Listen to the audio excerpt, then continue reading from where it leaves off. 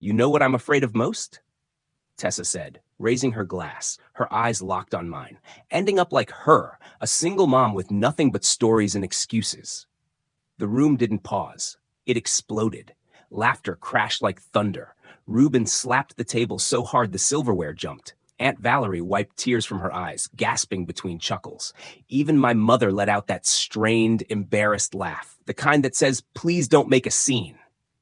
I sat there, frozen, my throat dry, my palms damp under the tablecloth. My heartbeat throbbed in my ears like warning bells, but I smiled. Of course I did. You learn, as a single mother in this family, how to swallow humiliation like warm wine. But this time, the burn was different. I glanced across the room at Milo, hunched over his chicken tenders and spaceship napkin doodles, unaware of how cruel the world could be just a few chairs away.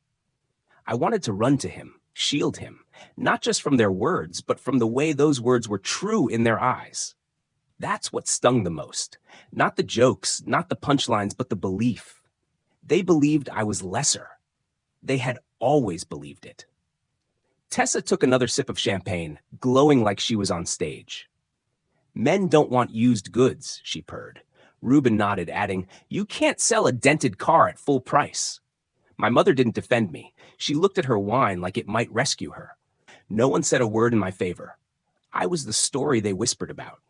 The cautionary tale they trotted out at family gatherings like a ghost at a wedding. And Tessa? She was their golden girl, the princess who'd found her prince, who'd made all the right choices. But even in that moment, something inside me shifted. Maybe it was the way Dylan didn't laugh. He wasn't smiling. He hadn't smiled once all night, actually. His gaze kept drifting toward me, unreadable. Maybe it was the way he suddenly stood, slowly, pushing his chair back in that pregnant hush of clinking glasses and tension. And then he walked. Every fork froze midair. Every eye followed him like he was a fuse burning down to something explosive. Tessa's smile faltered. Reuben blinked. My breath caught. Dylan stopped at my chair, right beside me, not looking at me, but past me, to all of them. His voice was low, but it cut through the air like glass. "I think they should know something." And in that second, everything in the room held its breath. I didn't know if he was about to rescue me or ruin me. I didn't know if he was going to make it worse, or worse than worse. But the look in his eyes wasn't pity. It was something harder, steelier.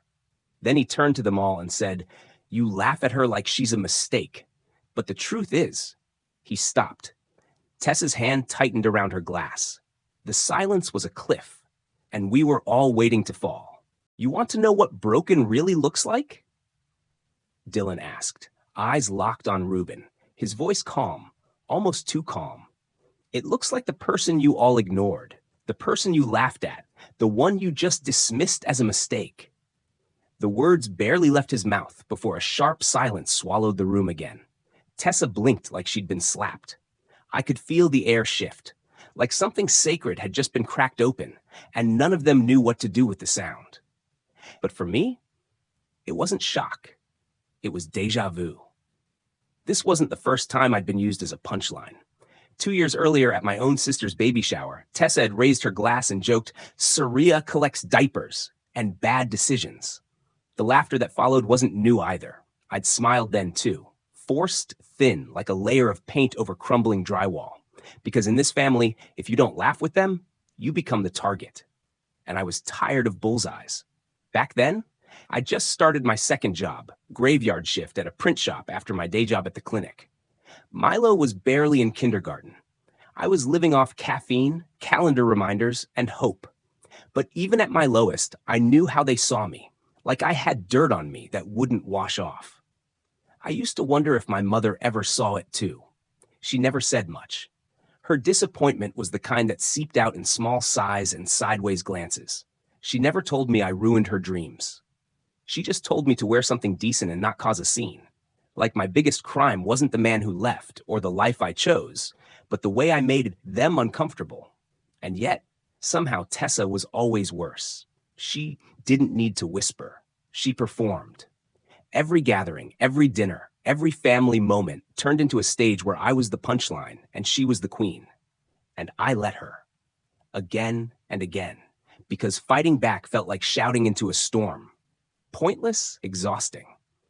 Until Dylan. He wasn't supposed to see me. He was supposed to be another one of them. Polished, handsome, distant. But during one of those suffocating family brunches, I'd caught him standing outside, staring at the lake like he wanted to disappear into it. I'd brought him a glass of water and said nothing. Just sat beside him. And that silence had grown into small talks. Then long texts, then confessions I hadn't expected to carry for him. He never told anyone. I never asked for thanks. But now, under that chandelier-lit room with 20 pairs of eyes on him, he said it anyway. Sariah is the reason I'm standing here today. Not just at this table, but alive.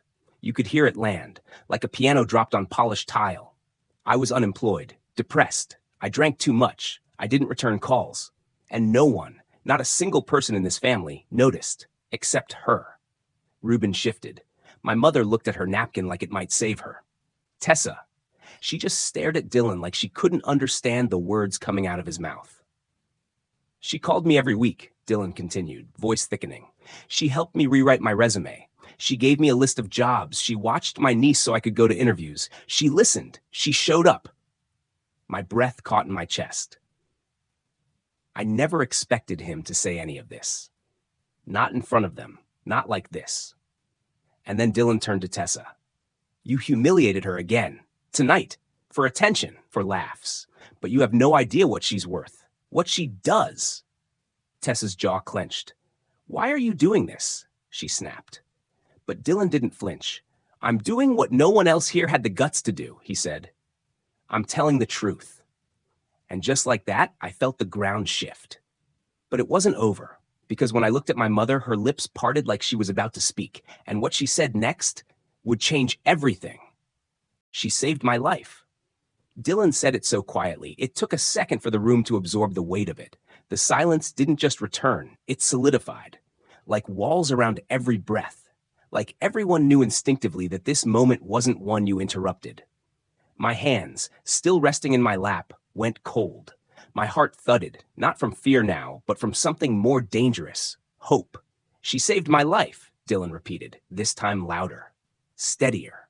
And none of you even noticed I needed saving. Tessa blinked. Once, twice. Her perfectly painted mouth hung slightly open. Her fingers still clenched around the base of her champagne glass, frozen mid-toast, like her body refused to admit the moment had turned on her. I stared at Dylan, not like a woman hoping for a knight in shining armor, like a woman who'd spent years stitching herself back together and now saw someone finally holding up the truth like a shield. You think tonight's about you, he continued, looking at Tessa now. Your party, your spotlight, but it's not. Not anymore. He turned to the rest of the table, letting his gaze move over every shocked face like a surgeon before a cut. When I lost my job at the tech firm, it didn't feel like a failure. It felt like the end. Tessa told me to stop being pathetic. Reuben said I needed to man up. But Sariah... He paused, voice cracking for a breath. Sariah showed up with groceries.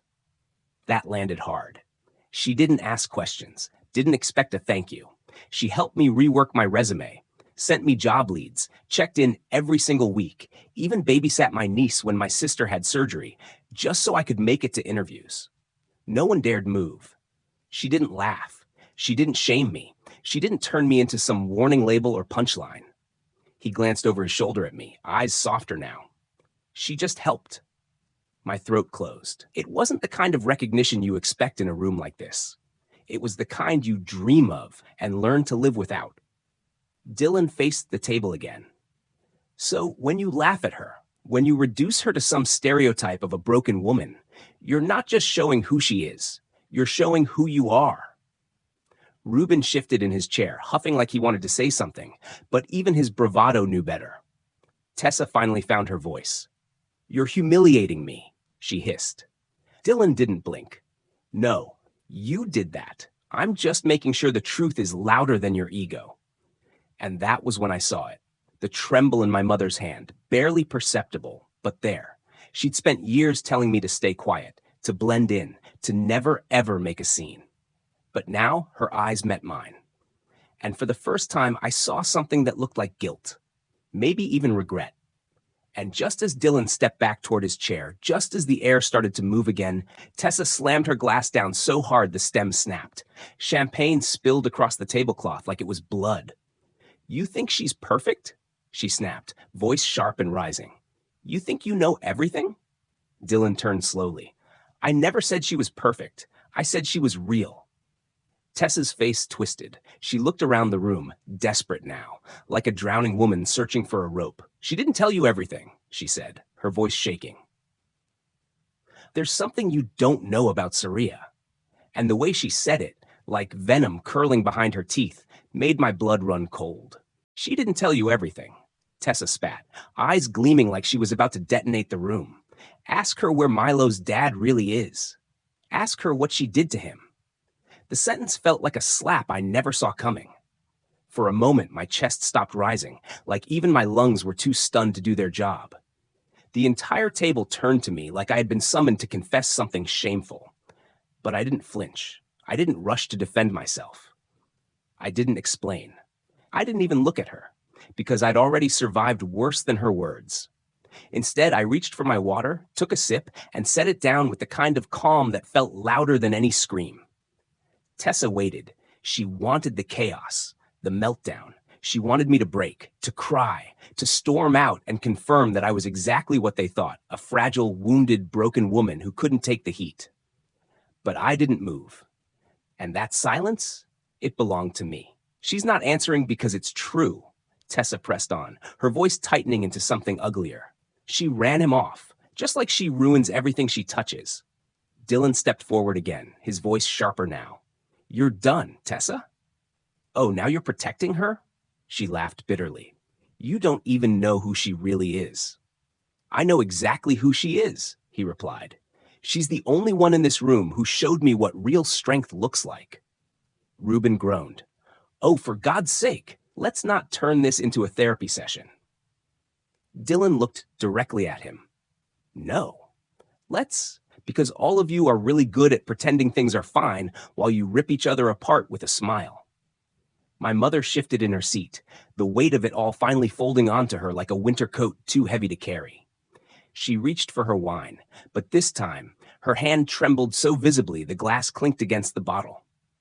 "You talk about Sariah like she's less," Dylan continued. "But she's the one who worked 2 jobs without complaining, the one who held her child at night with nothing but bills and prayers, the one who didn't fall apart when the people who were supposed to love her the most made her feel like she didn't belong." The words hit like waves against a crumbling wall, one after the other, cracks forming. No one laughed now. No one dared. I scanned the room, Tessa's fury, Reuben's arrogance, my mother's quiet unraveling, and I realized something. I didn't need their approval. I didn't need their pity. And I sure as hell didn't need their version of love, the kind that came with conditions and shame. What I had was truth. What I had was my son. What I had was the quiet, defiant strength of a woman who'd already walked through fire and learned how to carry the burn. "I'm not ashamed," I said finally, my voice soft, but steady enough to slice through marble, "of anything I've done. Not of how I raised my son, not of what I lost, not even of what I survived." Tessa's mouth opened, but nothing came out. "I don't owe you my story," I added. "But just so you know, I didn't lose him. I left him. Because the first lesson I ever learned as a mother was that love is not supposed to hurt." And with that, I stood. I smoothed the front of my dress, glanced at Milo still drawing with gentle, undisturbed joy, and turned toward the exit. But before I could take a step, my mother's voice rose behind me, cracking like old porcelain. "Sariah! Wait! She's not a failure. She's the strongest person in this room." Dylan's voice echoed like a match strike in a dry forest, and for the first time that night, I saw something shatter, not just in Tessa, but in every single person who had ever laughed behind a wine glass and thought it made them better. Tessa recoiled like the words had struck her skin. "Are you in love with her?" She spat, the words bitter and trembling, like they betrayed more fear than fury. Dylan didn't blink. "No," he said. "I respect her, something you've never learned to do." The silence that followed didn't feel like peace. It felt like judgment catching up with everyone at once. Tessa's lips parted, then pressed together so tightly they turned white. She was cornered, but not by me, not even by Dylan. She was cornered by the truth. And that truth? It had always been here, humming quietly beneath the surface like a warning no one wanted to hear. I stood still, watching the unraveling. For so long, I'd imagined justice would feel like thunder, explosions, fire. But in that moment, it felt like a slow cracking of ice under old weight. Not loud, but irreversible. My mother, seated beside me, exhaled like the air in her lungs had been held hostage for years. She looked at me. Not through me, not past me. At me. For once. "I didn't know," she whispered, voice so low I almost missed it. I didn't respond. Not out of malice. Out of mercy. Because I'd spent years aching for that sentence, and now that I had it, it no longer defined my worth. "I told her to be quiet," my mother added, louder now. "Told her to keep her head down. Smile. Endure. I thought it was protection. I didn't realize it was another form of punishment." Reuben scoffed. "Oh, for God's sake, are we really going to turn a dinner into a therapy circle?" Dylan's eyes darkened. "No, Reuben, we're turning it into a mirror." Tessa gripped the edge of the table, her knuckles white. "You're humiliating me." "No," I said softly. "You did that the moment you decided someone else's pain was your entertainment." The room stilled again. No one reached for their glasses. No one adjusted their forks. Milo giggled from the kids' table, some innocent joke over spaceships or stars. It cut through the tension like light through smoke, a small reminder of who I was fighting for. I turned toward the door, ready to leave on my terms. But my mother stood. It wasn't dramatic, no slamming chair, no gasp, just a quiet rise from the woman who had taught me silence, now standing in it, unsure what to do. "I was wrong," she said, her voice shaking. "I let people decide what you were worth, and I stood by as they tore you apart for choosing strength over shame. I let them laugh at you, and I never once stood up." I didn't cry, not because I wasn't moved, but because I had nothing left to prove. "I'm not asking for forgiveness," she added. "I'm just asking if I can start again." I nodded. Just once. And then I turned back to Dylan. His eyes met mine. Steady. Clear. "Are you okay?" he asked. And before I could answer, Tessa slammed her hand on the table. "You think this ends with her walking away like a hero?" she hissed. "You really think this fixes everything?" Dylan didn't even turn to her. "It doesn't fix anything," he said, "but it's where the truth starts." And then Tessa whispered something so quiet, only I caught it. "She's not done paying for what she did." I didn't say goodbye. Not to Reuben, not to Tessa, not even to my mother. Some doors don't need to be slammed. They just need to be left behind, quietly, without ceremony. And as Milo slipped his small hand into mine, I felt something loosen inside me. Not forgiveness, not peace, but release. Like I was finally done holding my breath in rooms that made me shrink. The night air met us like an old friend. It wasn't colder, just clearer, lighter. And maybe, just maybe, I wasn't carrying everything alone anymore. We didn't talk on the ride home. Milo hummed softly, watching the lights blur past the window. And me? I just breathed. For the first time in years, without apologizing for it. There are moments that break you so quietly, no one notices. And then there are the moments where you stand, just stand, and that alone rewrites everything they ever said about you. I stood. Not because I had something to prove, but because I no longer needed their permission to exist. There are still things I carry, words I never got to say, questions I'll never get answered. The ache of being laughed at by people who were supposed to love me. The weight of knowing my silence was once seen as weakness when it was really survival. But tonight, I walked out with my son. I walked out whole. I walked out seen. And that will always be enough.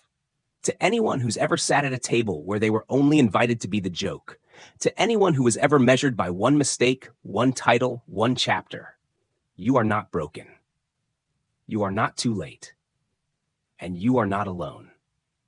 If you've ever been the woman they whispered about, if you've ever had to rebuild yourself in the dark, if you've ever walked out not for drama but for dignity, then this story is yours too.